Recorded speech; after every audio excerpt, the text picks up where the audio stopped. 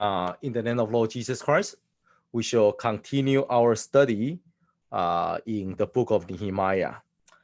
So this is our 7th class. As we mentioned yesterday, that there are 3 stages. There are 3 stages in the book of Nehemiah. The first stage is the breakthrough from something that might deem impossible, from being very passive and wait for someone to do something, until a breakthrough means that you stand up and decide to make a differences. Okay, so from chapter 1 to chapter 4 is the breakthrough by taking a difficult route, turning the impossible to possible, able to mark a different journey to receive different reward, to bear different fruits at the end. And then we enter into the second stage. Second stage is that what you have acquired already, that you are able to preserve the fruit, fortify. So not only they have to deal with the completion of the war, physical war, now they need to also restore the spiritual war in the heart of the Israel, in the heart of the people. It's easy to build a physical war, but it's much more difficult to restore the spiritual war. That's the second stage. We will, and the third stage, we will leave it for tomorrow. The third stage is the continuation or the preserve, because at the end, tomorrow we will talk about that after Nehemiah left for some time, and when he came back, he was in shock to find that they actually went back to the old way. So in the third stage, that Nehemiah need to return and redo to start the reformation. So able to finish the race, able to endure to the end, is the third stage that that's counted for our success in building the city of Jerusalem. Before we continue with our lecture, I took some time to read through your homework, and I'm very glad to find that most of your homework are well done. Not very lengthy. Most of you only write 1 paragraph, but in fact, I don't need lengthy answer. I need to see a thoughtful answer. And thank God, what I see in your answer, at least what different students provide different answer. I'm very fine with that, because that means you did contemplate, you did give some thought about the you did giving some thought regarding to the question that we ask. I would like to provide my 2 cents regarding to the differences between the decision of Nehemiah versus that of Ezra. So in the homework, we talk about Ezra. He said he feel ashamed. He feel ashamed to ask for the help from the king. And in here, as we see that Nehemiah, he got no problem. Then just when I just told the king, I'm going to Jerusalem, and you got to help me. Can you give me this paper so that I can go and I can just take the timber, take the log, take whatever I want in order to build the city of my forefather. So the question that we have is why? Why are there such distinctive differences between their decision? And is there right? Is there wrong? Most of your answer is there's no right, there's no wrong, which I believe, which I believe is correct, because that's how I feel too. When we read the Bible, instead of always looking, always searching in the Bible and trying to picking out fault. This is no good, that is no good, this is a mistake. Instead of trying to picking out faults, we read the Bible so that we can learn. So then here, whatever the decision that they made according to their best knowledge of God and according to their faith. So the most important thing is for Nehemiah not to judge Ezra, and for Ezra not to make fun of Nehemiah. Nehemiah can say to Ezra, you are not very smart. You should just ask for help. Ezra can laugh at Nehemiah. You are so weak, you little faith. Why don't you rely on God? That defeats the whole purpose. So the most important thing is no one compare themselves so that they get to mock other people. Just like today, when a person is feeling ill, a person was sick, then perhaps some member might see doctor. Some members say they will rely on prayer. Either way is fine. And both ways demonstrate. Both ways are able to demonstrate their faith. The one that see the doctor, they kneel down and pray and ask the Lord to grant the wisdom to the doctor, so that the doctor give the right, able to make the right decision. For the surgeon, you pray to the Lord so that the Lord will steady the hand of the surgeon, so that you don't hear oops during the operation. Okay, so you know what? That's also a prayer, a reliance of faith. Even it's done by the doctor, but in your heart, you know all is in the hand of the Lord. That's very fine. That's faith. But if you want to put away all, if you decide that you're not going to see a doctor, you're just going to rely on prayer, no medicine, no doctor, that's your choice. If you have the faith, then go for it. It's your choice. The most important thing is, just because you do not see a doctor doesn't make you extra holy or extra religious, so that you get to make fun of people who decide to see doctor. Otherwise, that's not the faith toward the Lord. It becomes the self-righteousness. Okay? You do that not because you trust in God. You do that because that make you look more holy than others.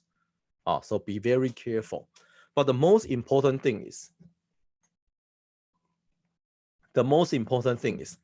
whether you choose to be like Nehemiah or you choose to be like Ezra. Whatever the choice that you made, either way is fine.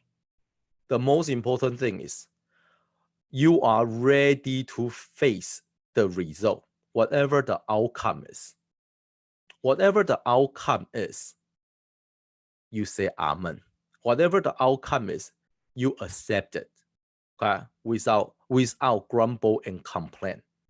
That's how we. So that's my view from the question that was given in the homework. And now let's continue to Nehemiah chapter 6. Sorry, I don't wait because I am under the assumption that all of you finished reading the whole book of Nehemiah already. So we tend to go a little bit faster in the class. So yesterday we talked about the three enemies. We talked about Sanballat, Tobiah, and Geshem. So we talk about their possible spiritual representation, in hindering, in opposing you and I to build the wall for in our heart. So we touch upon number one, compromising. Number two, being number two, giving in into lustful desire. And number three, fear of self, a lot of self-centeredness, selfishness. Okay?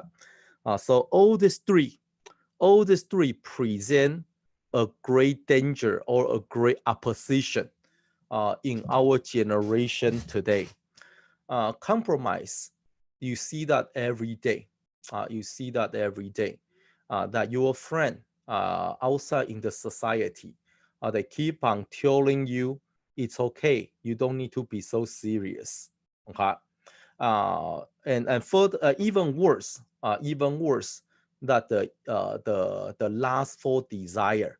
The lustful desire is probably the number one challenge. For our generation, for your generation today.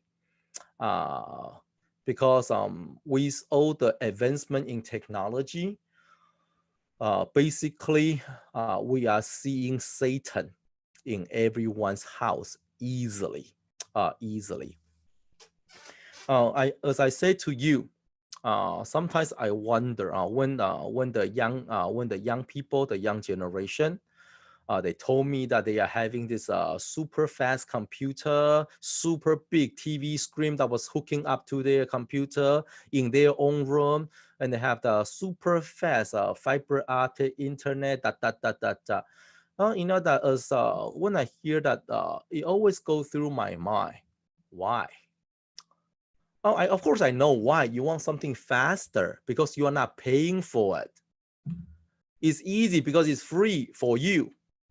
Let me tell you, if you are the one that need to pay the bill, and then you realize by having a high-speed internet costs you $30 a month, but you need to pay $120 for fiber optic, and out of your bank, you are the one paying it. Oh, I'm sure many of you will say, wait. Am I paying 4 times more for the speed that I don't really use? I don't know. The only reason that you enjoy so much of your super fast internet is because you're not paying for it. Okay. Other than that, there's no reason. I really don't know. Are you like opening a huge international corporation that you are always like downloading gigabytes of data, of the financial data of your client? No, you are doing nothing. You just used to play games. Okay. So no, please don't tell me you use that for homework. You don't need fiber optic for homework. I am very certain about it. Okay. But at the same time, by the way, if it's not your decision that your parents or your father needs it, then you are okay. Then that's very fine. That's very fine. Yeah, they have to pay it, right? So what I'm saying is, in the old days, you probably do not know. In the old days, there's something called dial-up, like 33.6K, 33.6K. They have those dial-up that you hook up the modem to the. You take the phone line, hook up to the modem, and connect it to your computer in order to use internet. You have no idea what I'm talking about. So in order to do that, you need to do dial-up. You dial a number, and then you hear those giga, like the big noise, and then finally you hook up to internet. Ooh, so excited! And then the next thing that you know is someone was very angry because your mother's friend tried to call her, but you occupy the phone line, so you get yelled at. So what happened is those things in the old days, those things were super slow. I was just talking. Remember, I was talking to one of also another member. We were talking about the old days, the good old days, when we were like using those super slow internet. And I still remember one of the comment that he made. He's like, with that kind of internet, you can't even you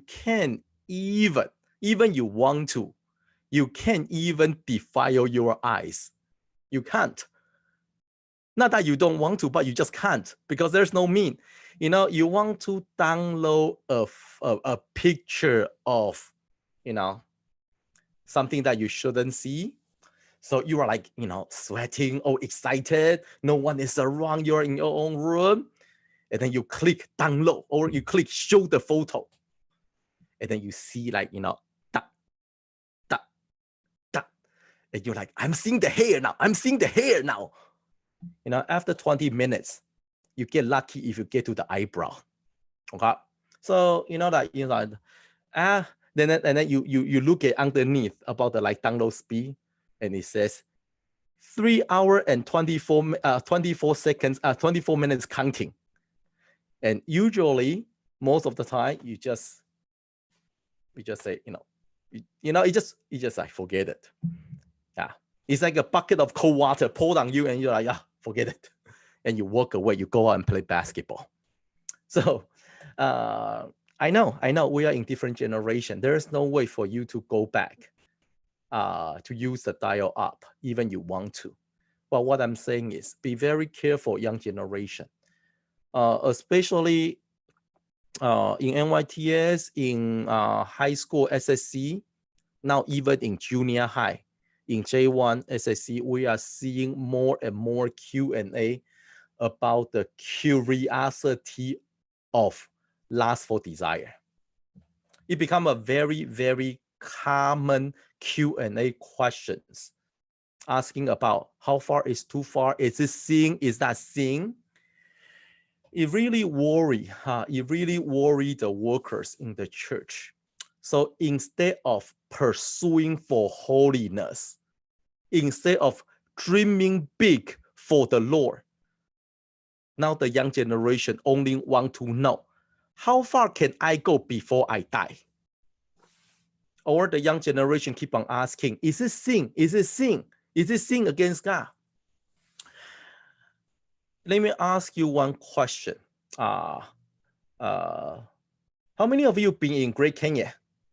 Raise your hand. Okay. How many of you have stand at the edge of the cliff in Great Canyon? Okay. How come all girls? All right. Man, this generation grew up pretty crazy. Okay, what I am trying to say is, when you stand at the cliff in Great Canyon, that is a deep drop all the way, and then you keep on asking me, is it against the law? Is it against the law? There's no sign, right? You know that when you walk around around Grand Canyon, you do not see a sign say it is against the federal law to jump off the cliff. There's no such a sign. So are you going to ask me, is it against the law? If not, I'm going to jump. It doesn't make any sense for you to keep on asking me, is this a sin? Is that a sin? It doesn't make any sense when you know so well that God asks you and I to pursue for holiness. Pursue for holiness. But you only want to know, can I take one more step? Is it okay for me to take one more step so that I can fall over to the cliff? Ask yourself what kind of question that you are asking, or what kind of mentality that you are having. And you are jeopardizing your spiritual life, your glory to serve for the Lord, and you are asking yourself to live in regret for the rest of your life. Is that the question that you want to ask me? Can I can I live in regret for the rest of my life? You know, I really don't know how to answer, because why is your decision based upon my answer, whether it's a sin or not? If I tell you, oh, I'm not sure, or if I tell you maybe not so serious, then what? You feel that you are getting a permit, you are getting a permission, so that you can go and defile yourself? You should know better than that. Instead of asking, where is the line? Where is the edge of the cliff? Can I just, probably just put 1 foot over, 1 foot over, and see if I will fall over? Why are you keep on tempting? Why are you keep on testing God? So instead of trying to find the line, you walk away, far away, not even close, so that you survive. Okay. Well, anyway, now let's so we touch upon the 3 enemies, and we also address upon the methods. So the method, the first one we see is that they want to cut down the head. They want to cut down the head by doing harm to Nehemiah, by taking him or inviting him to this place that nobody really there, no one were there. So when you put yourself in a more vulnerable location, the chances that you're going to get hurt, you're going to get hurt. Okay. And at this time, you do not go and complain and ask God, why, God, why did you not, how come you did not protect me? When you choose to put yourself in danger, then you do not get to complain and ask, how come God did not preserve you? For you choose the route and you deal with the consequence. Okay, that's the first one. Number 1, we talk about the rumor. Yes, in the journey of this life, in serving the Lord, soon or later, it's inevitable that you will find moments of discouragement. There will be times that you feel seriously hurt from something that people say. You feel that you are discredited, or you feel that after all you have done, people show no recognition for your effort. Or just pure rumor. People talk about you on things that you have never done, and you try to explain, you try to clarify, but the worst thing is that you never do it. You want to and you voice for yourself, and nobody ever believe you. So yes, there will be moment that you feel so lost, or you feel that your heart were broken and you just want to walk away. That's the power of rumor. So number 1, please, brothers and sisters, do not be the one that's spreading the rumor. You might think it's just something funny to pass around. Oh yeah, I heard something. Let me pass to the next person. No, I don't intend to do any harm. Let me tell you, a lot of people, they feel this way and they do it in this way. It becomes what? It becomes cyberbullying and cost people's life. You might think it's just funny to share. You might think that it's not a big deal to pass things around. You might say, hey, I don't have any bad intention. I don't mean to hurt. But that doesn't justify your action. Okay, so number 1, please make sure we do not become the one that inflict the harm, that cause the devastation upon others. Okay, they are things worthy to share. They are things only gratify your spirit of gossip. Okay, so there's a big differences. Okay, caring and gossiping might seem very similar, but they are very different in the eyes of the Lord. Okay, I still remember I heard this is regarding to my grandfather. So my grandfather, he also served as the church pastor after he believed in TJC. But there was a time that he was misaccused. He was misunderstood, or he was accused for something that he had never done. And he tried to explain, he tried to clear his name, but unfortunately, when he tried to explain, people condemn him for making excuse. When he tried to clear his name, but nobody listened and nobody believed. And he was so devastated, he was so discouraged that he actually became very sick. Very sick. Very sick to the brink of death. He was on the bed, unable to eat, unable to sleep. Nowadays you probably depression, insomnia, all this mental distress that you are familiar with. That he feel. That he went to the doctor. Several doctors checked him, but they found nothing, because now it's a mental illness or a spiritual issue. So physically he was very okay. The doctor was unable to find anything, but mentally he was just unable. He was just losing all his strength, laying on the bed whole day, losing appetite, unable to eat, unable to sleep. And he just he just laying on the bed and keep on playing the message in his mind, say, why don't you guys believe me? Why don't you guys listen? I never, that he was like playing all those repeatedly in his mind, and in devastation. So let me tell you, rumor, gossiping can kill a person. So you could kill a person by passing faulty message around for your own pleasure. Okay. But thank God that the Lord has mercy on him. So one day, as he was laying there in great distress, and suddenly a powerful, mighty voice, just like a thunder, that just burst to his ear, for his hearing, a huge echo, huge sound. And the sound says, hark, or listen, heard, is the words of men.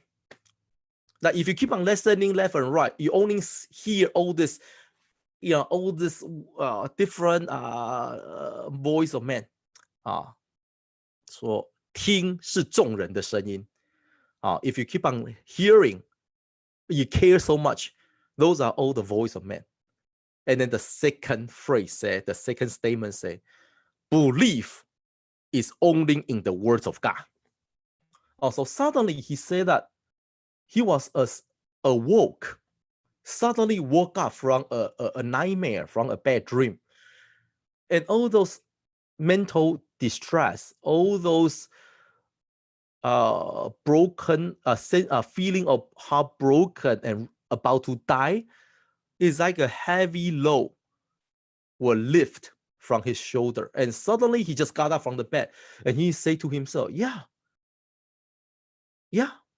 if you keep on listening, it's all the words, man. But as long as my conscience is clear in the face of the Lord, then I have no fear.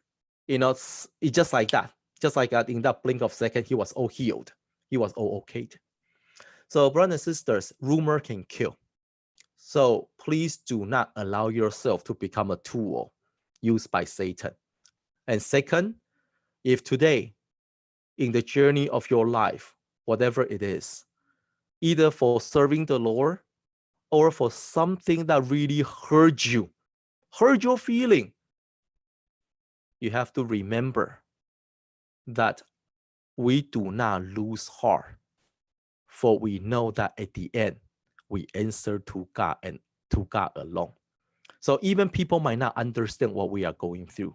Even people might not be able to help us. And even people hurt us so much. But at the end of the day, we know that God hears our cry, knows our pain, and always here to comfort our heart. Okay, so that's the second thing. Let's look at the third. Let's read chapter 6. Chapter 6. Chapter 6, verse 10. Verse 10, let's go from the middle. Here says that let's meet together in the house of the Lord within the temple, and let us close the door of the temple, for they are coming to kill you. Indeed, at night they will come to kill you. Okay. Let's continue to 11. And I said, should such a man as I flee? And who is there such as I who would go into the temple to save his life? Okay. So this is the third. This is the third problem. This is the third method. The third method that Satan used. What is it? He wants you to close the door of the temple to avoid any type of challenge, any type of harm. You know what? When we are facing pressure, you and I, all the same. When we are facing pressure, when we are dealing with obstacles, when we are giving challenges in our life, you have two choices. Every one of us, we always have two choices. You can continue and fight against it, or you can run away to avoid confrontation, to dodge. You all play dodgeball, right? Hui, hui, hui, dodge, dodge, dodge. So, you know that when you are giving pressure, you know what, let's just put it easy. When you are giving pressure in participating in Holy Word, you are giving a new task. You are out of your comfort zone. You are not very familiar with it. You are a little bit afraid, or you feel that that's actual burden in your shoulder. And the first thing that comes to your mind is touch. Touch, touch, touch. You touch the ball, so the ball never landed on you. Because, people does that. Oh, no, I'm sorry. I cannot do this. Yeah, I'm not gifting. You know what? I'm not ready. Oh, I still need to pray and count it. You can come up with all the spiritual reasons. But in your heart, you know that very well. You just don't want to do it. Why? Because it's not something that you feel comfortable. So you know what? There are some workers who only want to do something that they are good at. Why? Because you know that by doing something that they are good at, they know they will never make a fool out of themselves. Not only that, they can demonstrate their talent, they can show that they are able. So if you are always doing the same thing in the church and will only do the same thing in the church, you will only do something that you know. Perhaps that's because you do not want to deal with the challenge. You don't like it.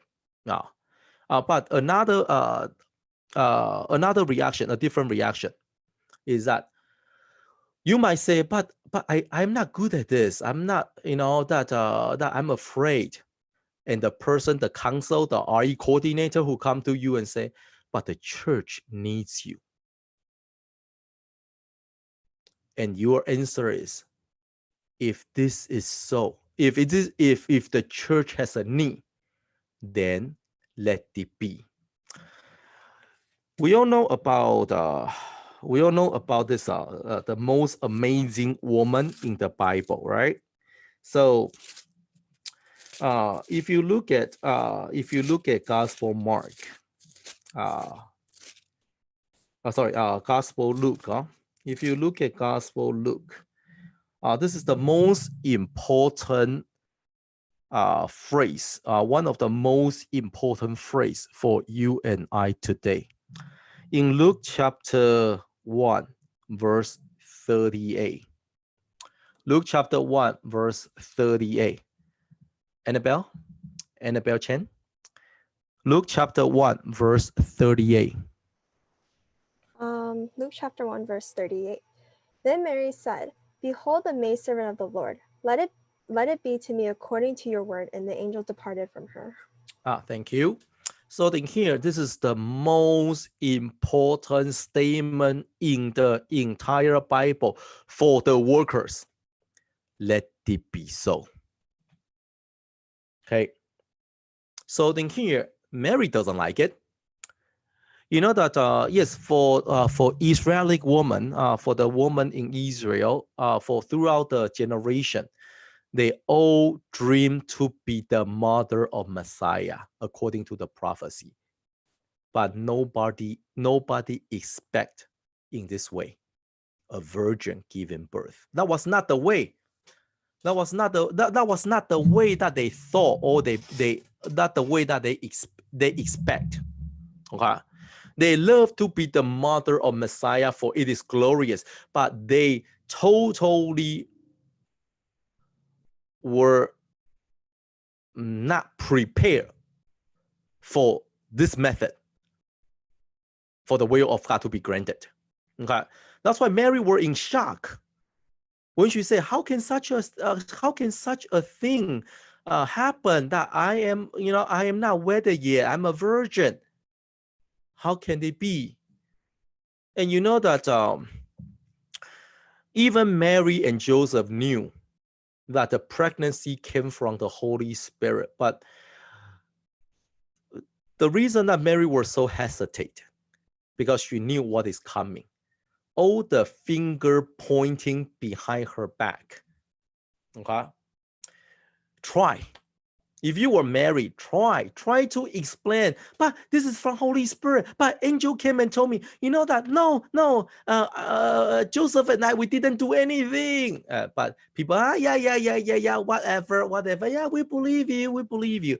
Have you run into friends like that when you try very hard to explain, and they say, yeah, we,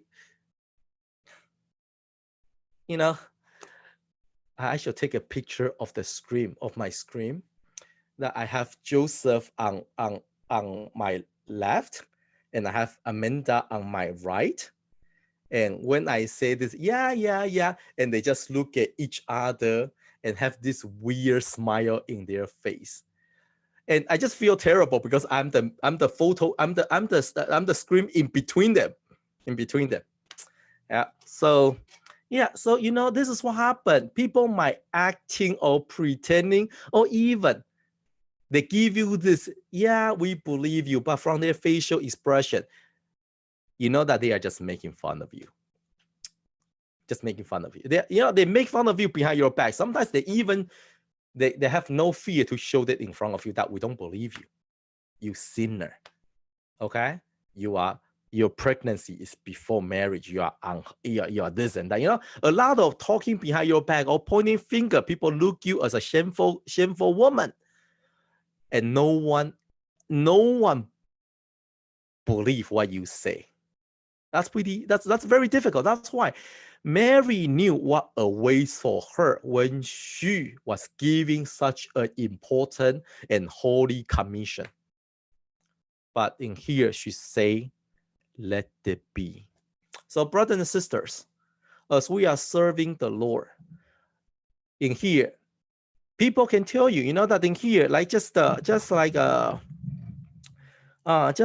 enemy, just like the enemy that came, that they tell you, forget it. Hide in the temple and shut the door. You don't open the door, you are safe. Nothing will happen. What does that mean? There are some people with the concept, if I don't do anything, I don't make any mistake. 少做少错，不做不错。The more I do, the more mistake I made. The less I do, the less mistake I made. If I don't do anything, I don't make any mistake. So there are some people that carry such a concept even into church. But as you should know better, you all know about the parable of the talent, right? Parable of the talent, giving 5 talent, 2 talent, 1 talent. What happened to the one that only has 1 talent? He said, I don't want to make a mistake. The boss is very fierce. I don't not making mistake. Let me dig it and then bury it and hide it. So the boss was very, very angry. This is what happened. There in the church, there's no such a thing as if I shut the door of the temple, then I am okay. When you choose to shut the temple, you are in the worst scenario, the worst stage. You might be spared physically, but you are damaged permanently in your spiritual life. In the day of wars, if you are fearful, then you lose your strength. Okay, so what did he say?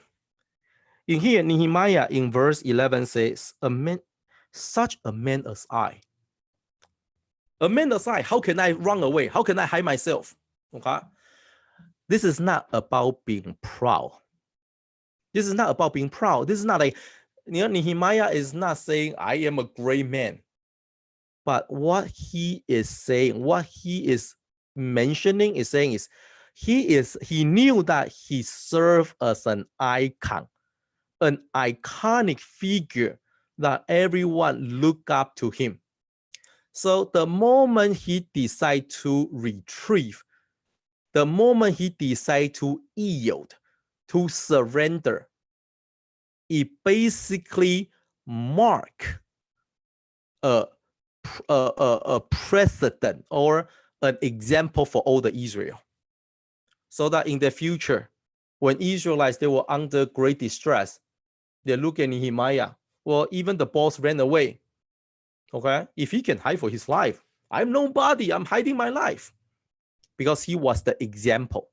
So if you are RE teacher, if you are RE teacher, or if you are serving, you are leading certain leading role in the church, you have to be careful, because you have become such a man that you are unable. So retrieving, hiding in the chapel and shut the door is never an option for you, because every action that you take serves as an example. And do not say, hey, I never asked for it. I never asked them to listen to me or to follow me. Because what happened in Gospel John, this is another familiar story. In John chapter 21, verse 3. John chapter 21, verse 3.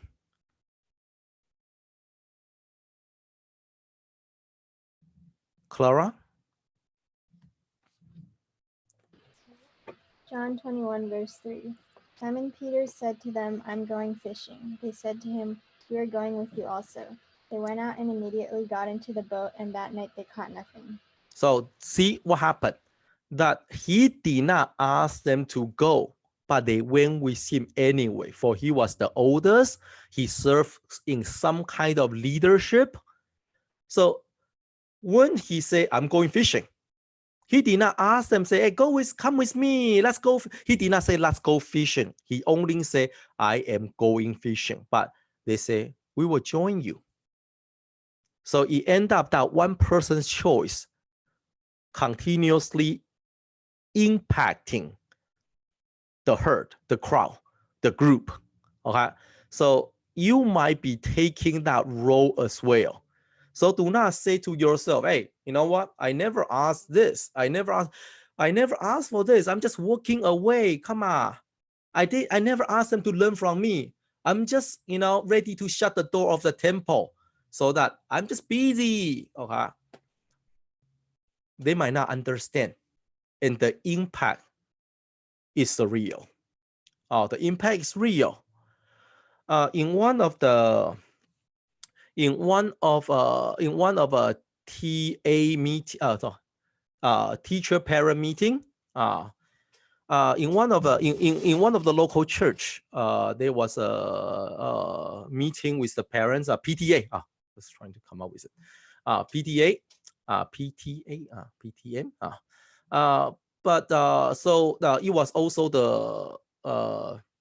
that it was an opportunity for the teachers to show the parents of all the RE work and the crafts, student crafts that have done throughout the semester. At the same time, to have a good conversation to converse with the parents so that they can better work together.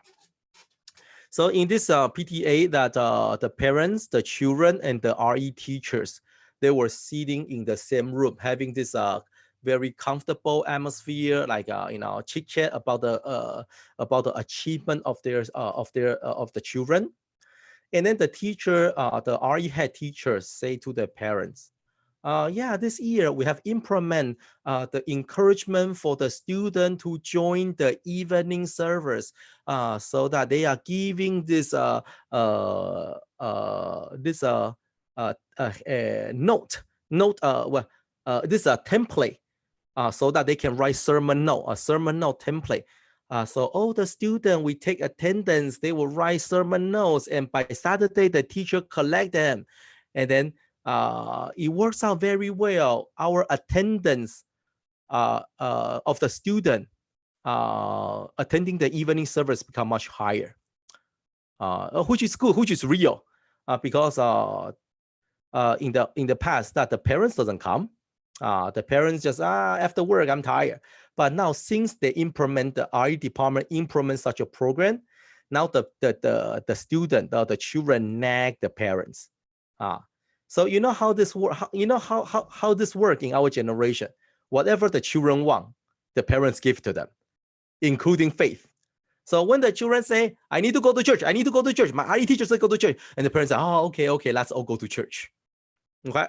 So you know what? It was a very nice meeting. Everybody very happy. That RE teacher said, "Yeah, did you see all those sermon notes? We have high participation, high attendance of students now attending evening service. The notes was written very well. Also, everybody happy, right? Until one of a student out of nowhere, just just burst out a statement, say, I come for every evening service, but I never see my RE teacher. Oh, it was such an awkward moment. There was a dead silence in the classroom. There was a dead silence. I was it was very, very awkward and uncomfortable for all the RE teacher, because as much as they encourage the students, but then themselves do not come for the evening service. Of course, they might have different reasons. You know that after the meeting, or after the meeting, some RE teacher and they try to they say, oh, but I have on Wednesday evening I'm taking classes in college, yeah, like, oh, I'm taking a part-time job, oh, I'm doing this, I'm doing that, I get off work very late. That doesn't matter. That because for you and I, for adults, I can give you this. Oh yeah, I understand. I feel you. I understand. But the problem is, you're children, you're students. You think by telling them that would make a differences? They don't. The only thing they know is my teacher told me to come, I come, but they never show up. So that's the only thing they understand. So I know this is putting extra burden on you, but in here, please note, Nehemiah could choose an easy way by hiding himself for protection or for safety. But he said, a man such as I, how can I run away? So whatever he said, you should say the same. A man such as you, a woman such as you, how can I run away and abandon my sheep? That's all, praying silence. Hallelujah. In the name of Lord Jesus Christ, we shall continue study from the book of Nehemiah. Supposedly, the original plan is in the previous class, we shall complete chapter 7. But it is what it is, that you can plan, but yeah, you can plan all you want. Things might not happen accordingly. Very quickly, we want to read chapter 6. verse 12. We only want to read a little bit. Here says that he pronounced his prophecy against me because Tobiah and Sanballat has hired him. Okay. Okay, so might as well just read the whole thing. Let's go to verse 18. Verse 18. For many in Jew were pledged to him because he was the son-in-law. Okay. All right. So as we mentioned from the beginning of chapter 6, that we are seeing enemy. We are seeing enemy of Israel. Enemy of Nehemiah. We are seeing enemy against building the holy city. So external attack. So now we are seeing external enemy. Sanballat, Tobiah, and Geshem. We are seeing external enemy. But at the same time, we are seeing internal attack, including some prophet and prophetess among the people of Israel, including noble and officials among the people of Israel. Okay, so now we are seeing another type of enemy, which is internal. Internal enemy that also help to oppose the work of God. Okay, they become the enmity of God. So they were Israel. They were Jewish people. They were the people who returned to help to build the holy city. They were the people who returned, or the people who dwell in the holy city to begin with. But they then become the enemy, the opposition of God. So external attack is expected, right? Because that your enemy doesn't want you to succeed. But now we are looking at internal attack, and the internal attack including from the prophet, prophetess, noble, and official. Why? Why were the people of God betraying their faith and betraying their race? Okay. There are two possibilities. There are two reasons that we see in here.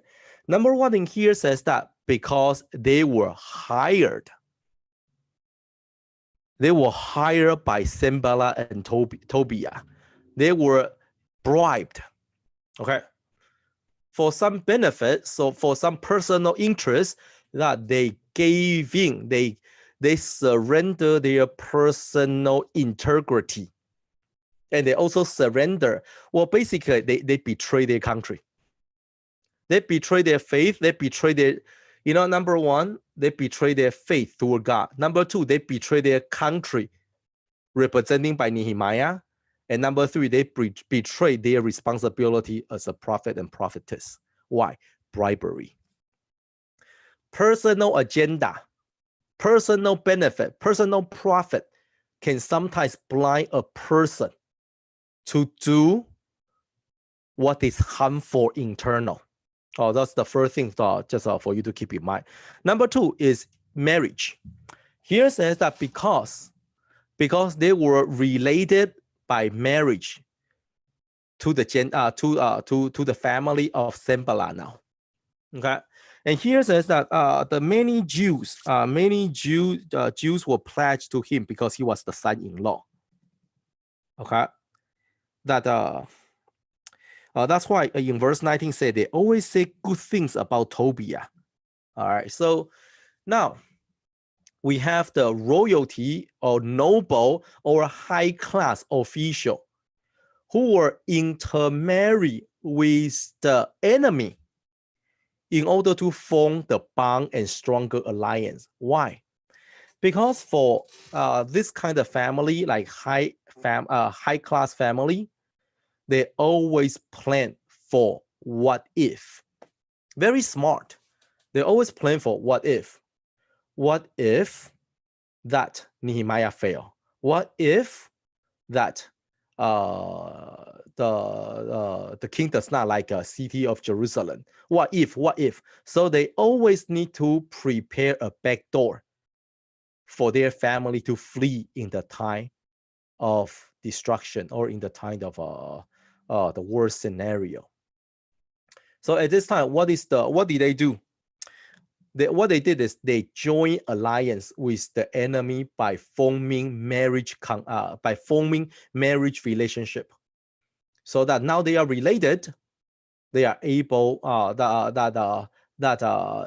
when things go south, at least they got Tobiah, they got Sembala that can bail them out. But if things goes well, if the things go, that's why they were embracing both. They were so smart. If things goes well, they were the leader in Jerusalem, and they will surely be benefit from it. If things fail, collapse, go south, they are related to Sembala and Tobiah, who will bail them out, provide them an exit. So this is what happened. This is the people that we see in here, the noble, they were ready.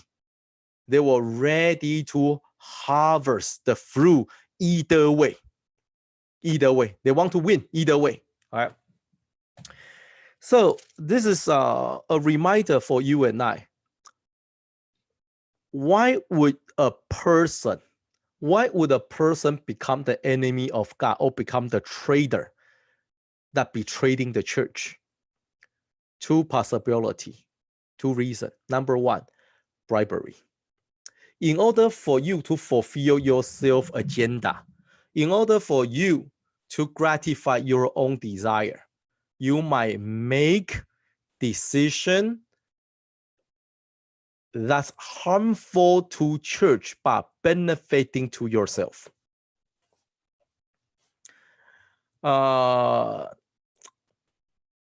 I don't know if I have any real case or any example for you. There's one, but I'm not sure because I was a bystander. I was an outsider. When I was young, in your age, I was young, I was traveling, and I went to one church. And it just happened that after the afternoon service, they were having a congregational meeting, last minute congregational meeting, talking about construction, church construction. And I was sitting there, and I was in your age. I was a visitor in that local church, and I saw one council so emotionally shouting at the other council in front of the whole congregation. And I was like, what in the world is this? Okay. They were talking about because the church want to rebuild. The church want to rebuild. But they are lacking of fund, lacking of money. So one council bring up the proposal, why don't we sell the land to the construction company, so that exchanging for fund to build the building upon the land, and we only need to pay monthly rent to the construction company who owns the land now. Okay, now we have the chapel, we only pay monthly usage fee, and they will pay for all the construction money. So then that's when the whole thing just turned, because one of the council in front of the congregation was shouting so fiercely in such an anger toward the other council who brought up this proposal. And at this time, my auntie, I went to visit my aunt. My aunt just grabbed me by my shirt and say, "Gina, say that little kid, don't look at this. Don't look at it." Just grab me, and I was like, I want to see the whole thing. I want to see the drama. I want to see the whole thing. She just grabbed me, pulled me, and dragged me home. She just dragged me home. I was like, oh man, I missed the finale. Yeah. But then after I came back, because that was the first time I visited the place, and my aunt just looked at me, my auntie just looked at me, and then she told me what was the deal behind it. At first, of course, my first impression was my impression toward the council who was shouting in anger was very negative. I was like, that's not a very religious move.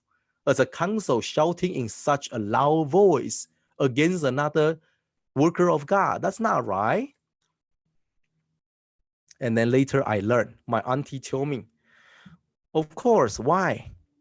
Because the one that brought up the proposal, who seems so calm, who seems so, how should I say, very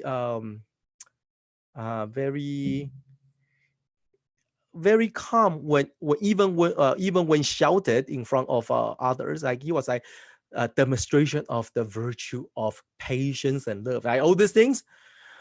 My auntie said the council that was very calm sitting there being yelled at, the one that brought out the proposal, because he want to sold the land of the church to the construction company owned by his cousin. So there are like a lot of hidden agenda behind it. He brought, because the church located in an extremely good place. So the land is not the building that worth anything. It's the land. That land is in the most potential location. And now the council brought up the idea, let's just sell the land. We keep the church, but we sell the land. So by exchanging the ownership of the land to his cousin, then the cousin will take out the money to rebuild the church, to build the church upon the land. So you will have a chapel, but you don't own the land, which means they can cancel the contract. They can ask you to leave anytime.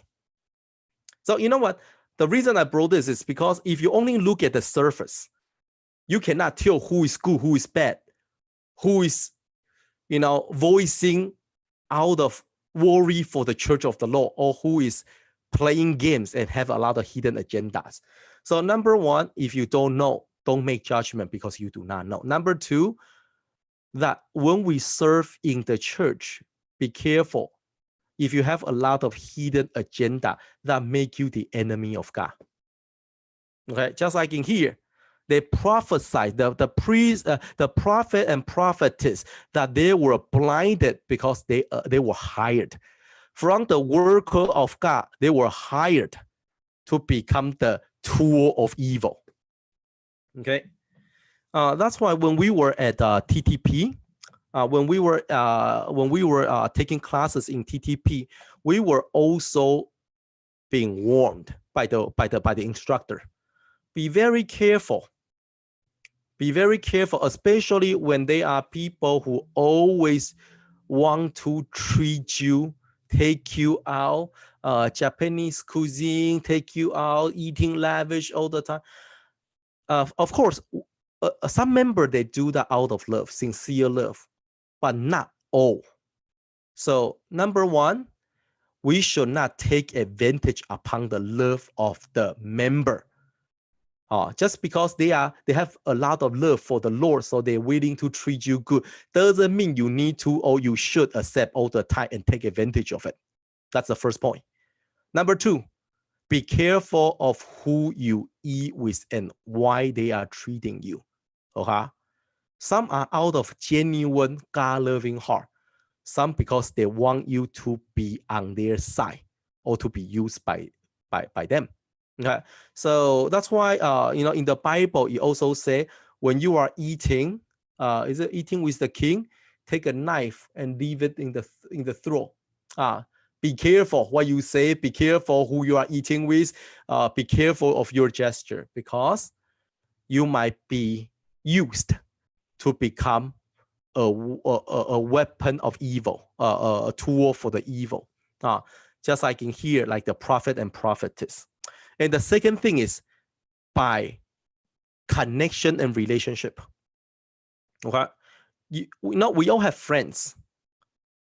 Well, I hope you do. Okay, so we all should have friends If not friends, at least we have some family. Okay, we have family, we have relatives. So another thing is sometimes we show favoritism to people we like or people who are connected to us. We tend to treat them differently, or we tend to be nicer to them. We tend to do things differently. Be very careful. Do not allow yourself to be influenced by the social relationship and applied it into your decision in the church. Okay, if whatever is right is right, whatever is wrong is wrong. For example, today, if you are voting, like you all are eligible to vote in the church in congregational meeting, I believe. So, all right, some of you shook your head. Some of you look very puzzled. You have no idea. Okay, that's okay. So most of us are eligible to vote in congregational meeting.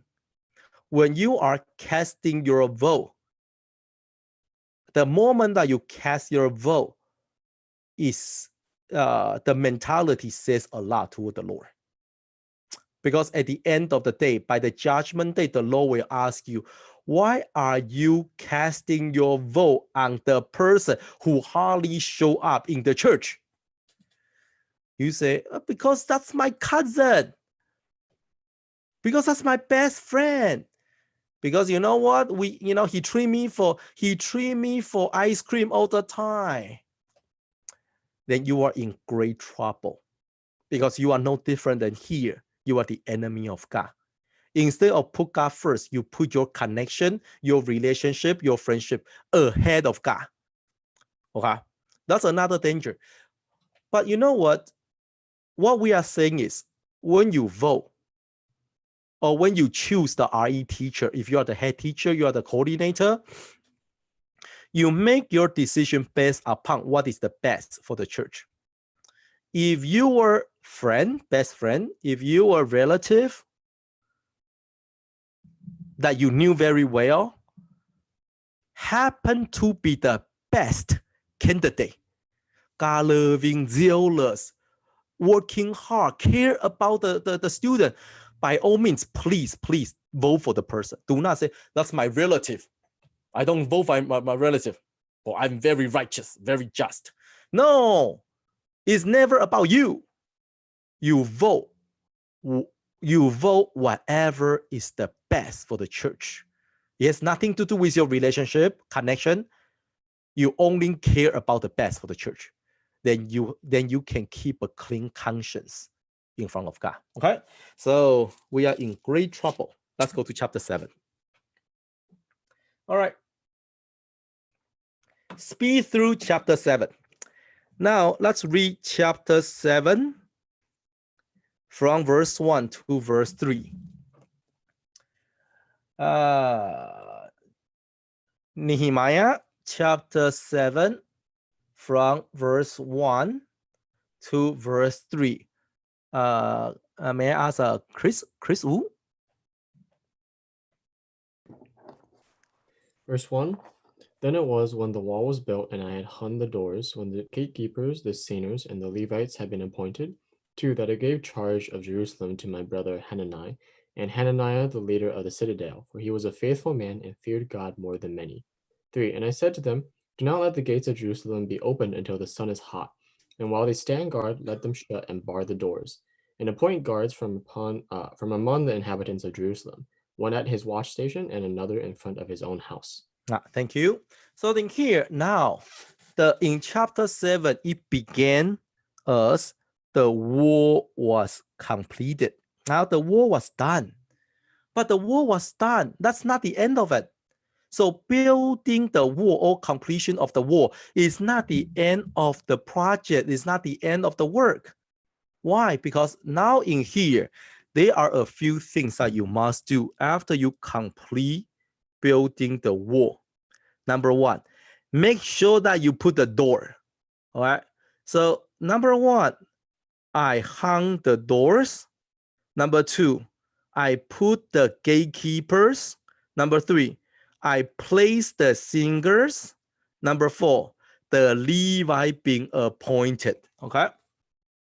So after you finish the construction of the wall of the holy city, do not walk away. Do not walk away. You need to make sure that you put the door. Why? Because a city without a wall, then is no different than city without the wall. If you do not have the gate, sorry, a city without the door is no different than a city without the wall. Because now the wall itself, the door, the location where the door is, the gate, very much is still a gap. It's still a gap. So now you finally, Nehemiah spent all this time putting all this money, putting all this timber that basically he robbed from the king. Now the city wall was so beautifully established after all the efforts, and then you do not have any gate, no doors, no gate. So when the enemy came, you think that the enemy will be so foolish while they see a huge opening where the gate is supposed to be. When they see a huge opening, and they were like, nah, we're going to take down the wall, and then bumping their head against the wall, try to knock it down. No, they will just enter through the gate, through the opening. So what does that tell you and I? As we are restoring our faith, returning to God, want to once again build our spiritual life, make sure that you put up the door. What is the door? The door is to filter what allows to come in, what does not allow to come in. So it's a mechanism of filtering so that all the, that the wall is, once the wall erect, nothing comes in. But however, they are good things, they are bad things. If you build the entire city with only the wall, but no gate, what happened? You do not have a city, you have a prison. Okay? So a city must have a gate, must have a doors. And the purpose of the door is to filter. Let the good come in, let the bad stay out. That's the purpose of the gate. So now you build your faith, you restore the wall, but then you need to implement a proper system, a mechanism to make sure that you are able to discern right and wrong, good and bad, and you are able to filter all the filth outside, the filtering system. In my house, I have a three fish tank, and they all install. Two of them were installed with filtering system. Why? Because you want to keep the filth away so that they do not re-enter into the system. But the third fish tank outside in the backyard, there is no filter system, because that tank is not really for fish. That tank was more like for the plants. And let me tell you, without the filter system and living in the backyard, facing the direct sunlight, the whole tank is green. I do have some fish in there. I have some guppy. I have some goldfish. The one that I used to, test for testing water. If they survive, means the water is good. So no. I did that 3 years ago. Those are the goldfish I bought 3 years ago to test, and the survival one. So I kept them until today. So and what forget about the fish. The point is that without the filtering system, that whatever happened in the tank stay in the tank. all the algae, that it was just, but the whole because the purpose for that tank is for plants, for growing plants. So algae is okay. All those things without filter is okay. But the problem is, if you are a fish living in that environment, that you cannot even see what is in front of you. That just when I put my finger into the tank or put my head into the tank, I cannot see it through the glass. I have no idea where my hand is. That's how green the water is without the filtering system. So that's the purpose of the city gate, so that you are able to discern right and wrong, good and bad. There is a ruler, a measuring rod in your heart to tell you, now this person cannot come in. Now this person is a fugitive. Lock him out. Hunt him down. So you know what? That's why in Revelation chapter 11, he says that a measuring rod has been given to me to measure. That's the city gate. And what is that measuring rod? It's the Bible. It's the Bible. So make sure that we are well versed, that we have the wisdom of God, and we also have the courage to put up the gate, so that we are able to, number one, discern good and bad. Number two, having the strength to filter out the waste that never allow those evil to enter into the city. Okay, that's the first. Number two, in here, not only you need to put up the gate, but you also need to have a gatekeeper. Gatekeeper means constant watch. Constant watch. Okay. You have the gate, but if no one is using it, then what's the point? The enemy comes, the gate is closed. Then what? Then they just put up the ladder, or they just find their way to climb the wall.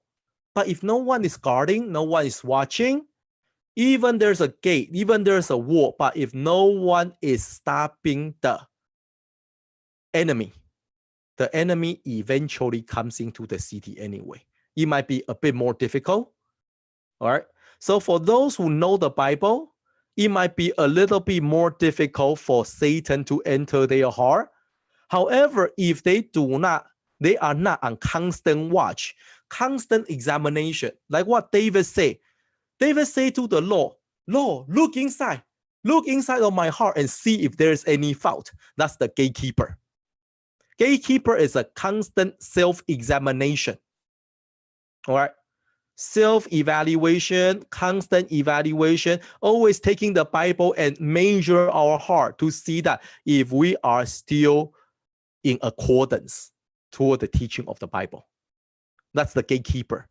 Is a real person that watch the gate, which means that is you who constantly, tentatively checking on yourself. Number three is the singer. Singer, you know that when they built the Holy Temple, Solomon placed the one that sing praises toward the Lord in the Holy Temple. So now Nehemiah, after the door, after the gatekeeper, he also put singer and also Levi. Singer is for praise. Levi is for servitude. So in here says that if we want to have a full and complete city of Jerusalem, number one, you must build up the wall against the enemy. Number two, you must put up the door to filter out the evil. Number three, you must have the gatekeeper to constantly proactively examine yourself. Number four, you must be reminded by the love of God so that you are able to sing praises. That's what Apostle Paul said. Apostle Paul said, the love of God compels me so that I do not live for myself, but I live for the Lord who died for me. All right. For the love of God moved me so. And that's called praises. A person only give, genuine praises only come from a heart filled with God's love. We're not talking about people who talk about, oh, thank God as a slogan. They only say that with their mouth, but you never enter through, you never come through their heart. It becomes just a slogan, a 口头禅. Yeah, thank God, thank God. But you ask them, what are you thanking God for? I don't know. I'm just saying. So, the genuine praises come from a God-loving heart. Why? Why God-loving heart? Because a person is moved, constantly be reminded by the love of Jesus. So it's not about how good you sing. Still remember when I was young. I'm not sure if Pastor Sam still remember. But when I was in was I in high school, college? High school. And Pastor Sam is even younger. At that time, a few family from the New York and New Jersey, we went back to Taiwan in the same year. Then we figure the parents, they figured that, hey, since we are all heading back to Taiwan, why don't we go and visit the Aboriginal church? We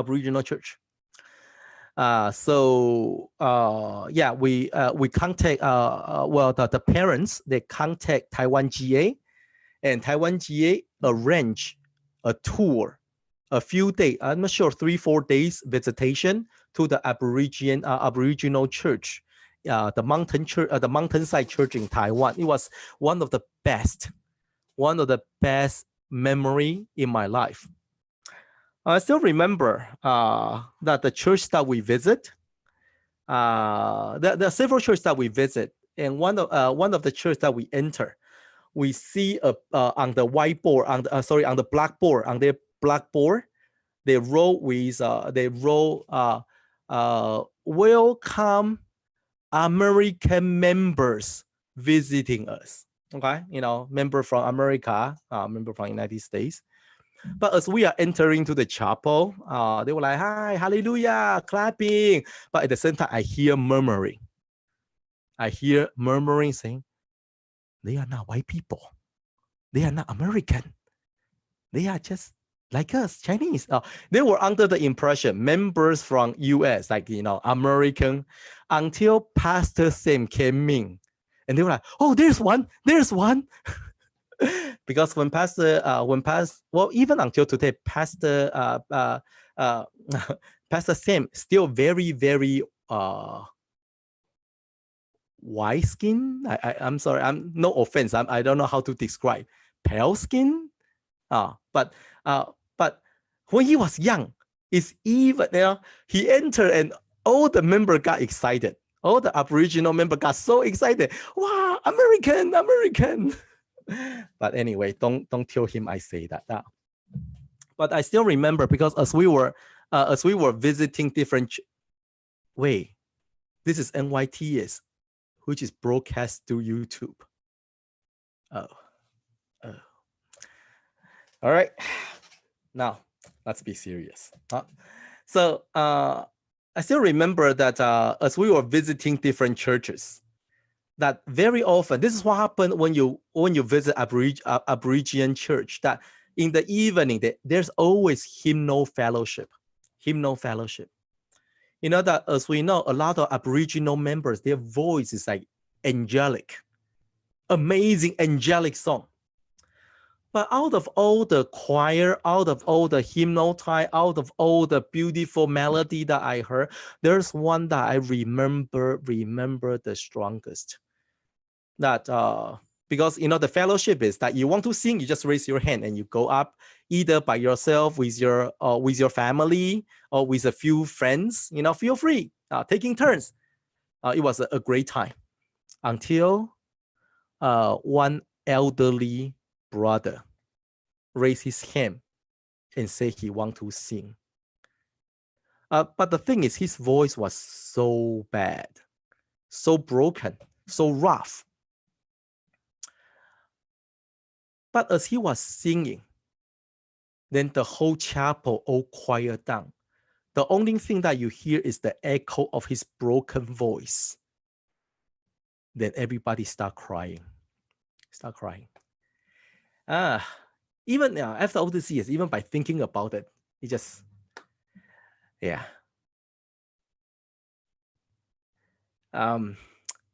So it was just quiet, and you start seeing like, tear dripping down from people's eyes.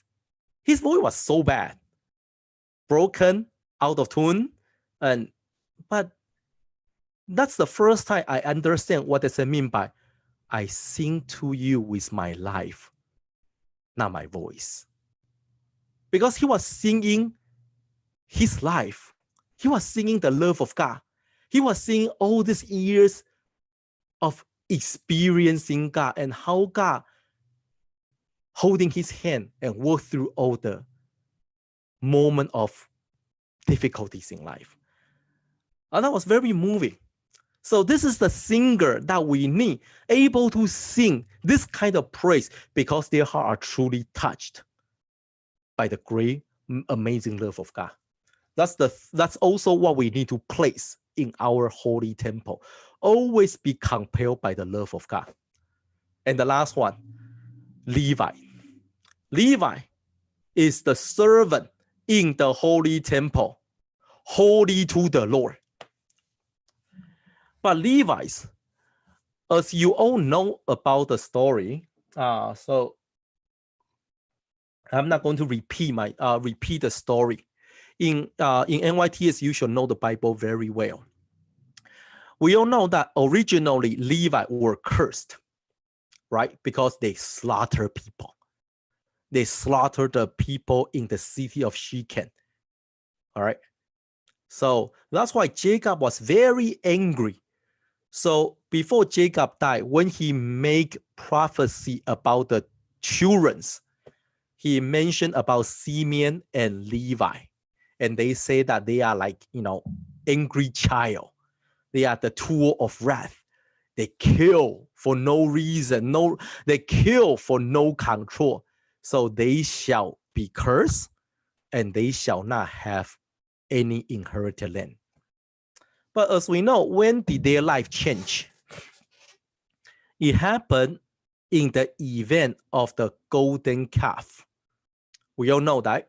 So Moses was on the mountain, and Aaron was too weak against pressure.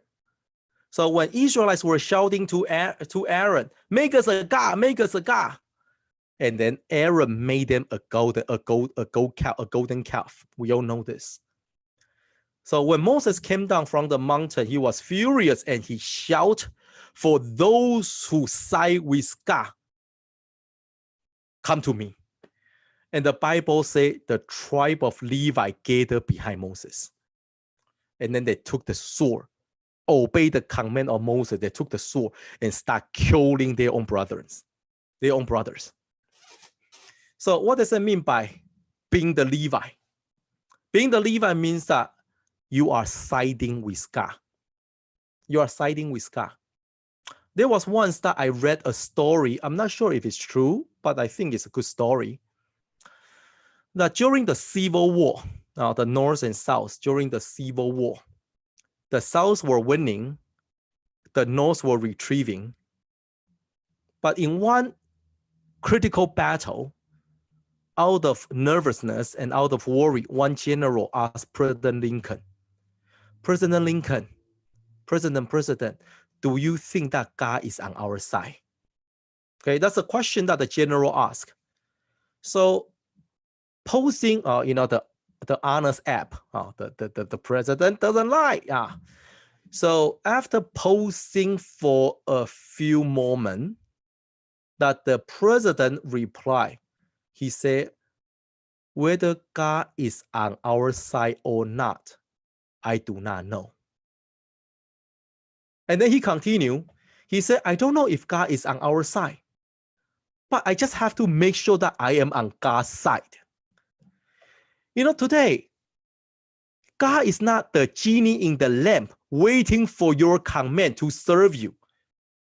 God is not here comply in your desire in order for you to worship him.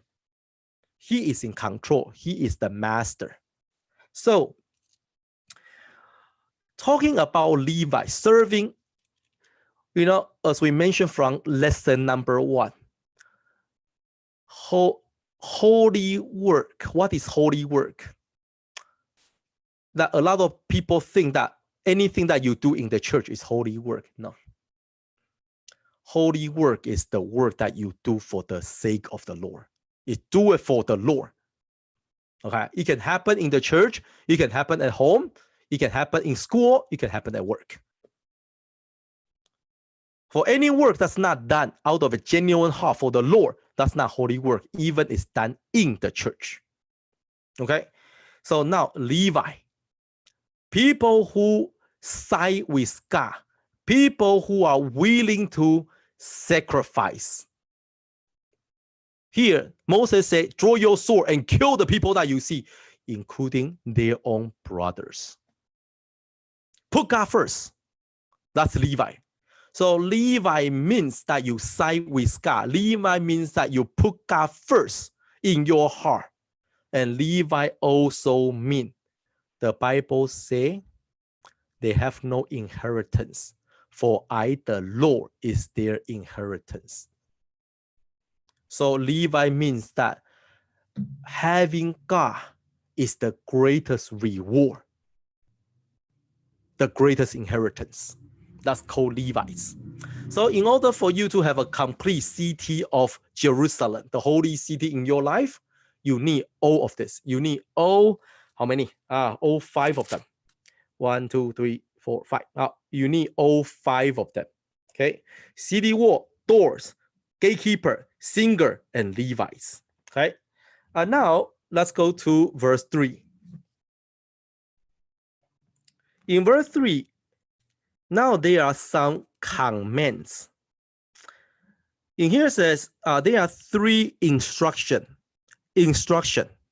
Number 1, you do not let the gate of Jerusalem open until sun is hot. That's the first one. Number 2, shut the door and bar the door. Open until the sun. And while they stand guard, let them shut the door and bar. Appoint guard from among the inhabitants. Okay, so the first one is, you do not open the door until the sun rise, until the sun is hot, until the bright light shines through the whole city. Number 2, okay, that you need to guard the door, shut the door while someone is still guarding. Okay, and number 3, appoint inhabitants of Jerusalem to watch the station in front of his own house. Okay, so now the instruction, there are 3 instructions. You cannot open the gate in dark. So in the spiritual talk, in the spiritual significance, spiritual meaning for you and I today, that you make sure that you are able to see clearly before you rush to open the gate. Because in dark, while it's still not very clear, especially, that the problem is not at the dark. The problem, the thing is, during the late evening, when someone came and tried to when if you are the gatekeeper, you are guarding the door, and at 2 a.m. pitch dark, that there are a group of people underneath the city wall in front of the city gate and keep on shouting, "Open, we are good people, open, we are good people." The thing is, because you cannot see, so you don't open the gate. But the most dangerous moment is when about 3, 4, or 5, that when the sun is partially rising, that you are actually seeing something. And at this time, you lower your guard, you lower your defense, feeling that you are able to discern, you are seeing. But the problem is that you are seeing but not clear. Then at that moment, you might make decision that you regret for the rest of your life. Okay? You thought they were merchants. They look like merchants from a distance. They look like merchants with the little light that you are seeing. And then you just say to yourself, no problem. They are merchants. We are safe. You open the door, then you find that they were robbers in disguise. And then the city were besieged and burned. So that's why in here says that you do not open the gate until you are able to see so very clear. Okay. So number one is about make sure that you have bright eyesight. Bright. Okay. So that you don't fall into the snare. You don't fall into the trap. The disguise, you know that nowadays Satan disguised himself as the messenger of the light. Okay, talking about, you know that in the old days when they talk about Satan, always described as you know, those like those fearful face, like long teeth, big eyes, and purple countenance, and they come and scare you, right? You don't find that anymore. Did you realize? Because Satan also improvise and upgrade. So, you know, Satan also upgrade himself. You don't find Satan jump out of the air and try to frighten you. Why? Because Satan realized when he does that, he only boosts up your faith. Let me tell you that for those of you who are mediocre in faith, who are like kind of lukewarm, who are barely trying to make it through this NYTS, let me guarantee you, if today that as you stay lukewarm and so annoying by the class or Pastor Raymond, you're like, oh, Lord, how long? Lord, how long? Okay.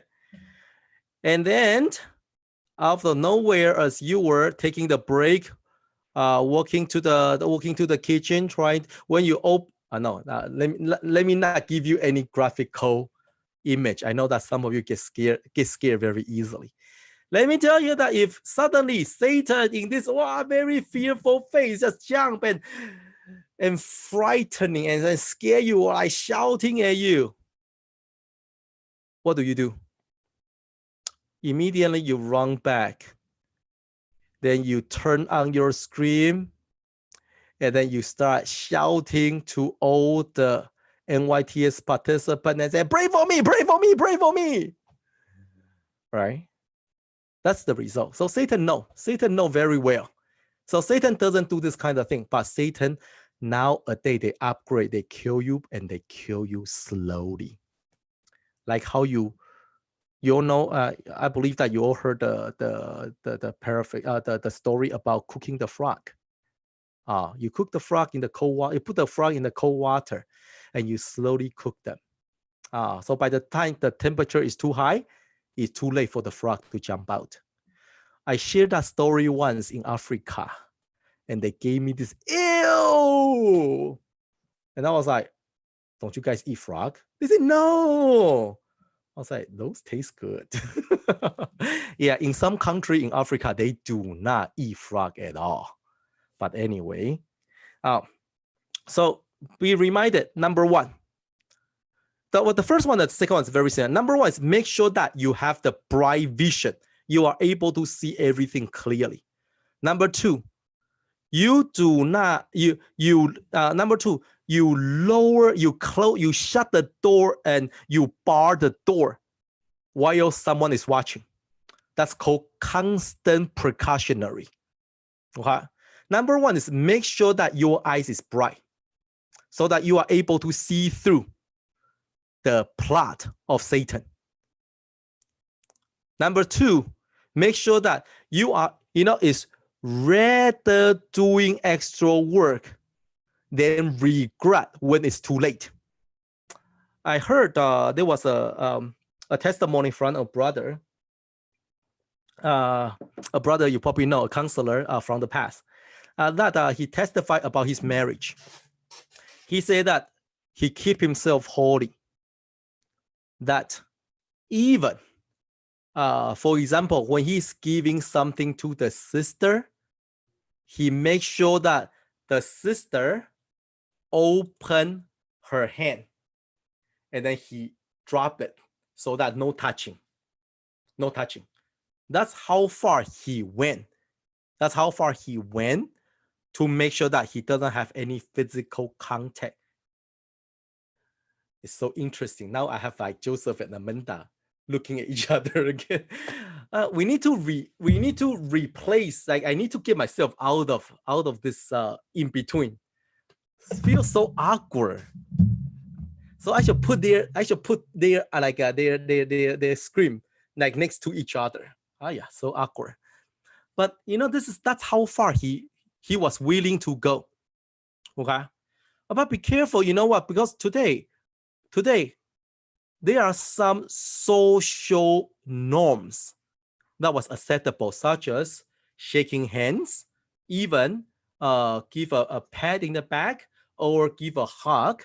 I know those are socially acceptable in the Western society. But if you are realizing something is not very right in your heart when you do any of those actions, all right, you knew the best. You knew something is not right. Like I was having this heart racing. I was having this intention of accidentally touching, bumping. You have to be very careful because now you are open the gate. Okay, you're opening the gate. So the counselor I knew, when he testified, he said, told the sister, open your hand. So weird, right? And then she rather either drop the coin, drop the key, no touching. Now even when he was introduced to a church sister and in the courtship, that's still no touching.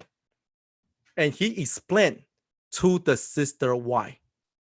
He explained to the sister was feel very weird at first, and a lot of up and downs of uncertainty of how he feel about her.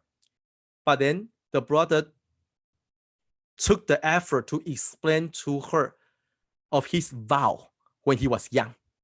Okay, let me tell you, I'm not saying that all of you need to go to that extreme. That's a vow that he made for himself. But I'm telling you that if you have any concern, even nobody knows, if you have any doubt, any concern, any sense of uncertainty, rather safe than sorry. That's why I think here says that when someone is still guarding the door, you might say, but the daylight is still there. There might be more merchants coming. We can make more money. But then here says that while someone is still watching, rather safe than sorry. That's a second precautionary steps. Number 3, that appoint the people in the city to guard, one in the station, one in front of their house. So what does that remind you and I? You want to guard the house of the Lord, you need to begin by guarding your nearby environment. Start from your house.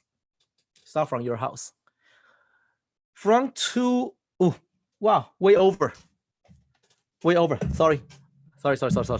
Okay, we will continue. Thank God, I still got 2 more classes. Let's all pray in silence.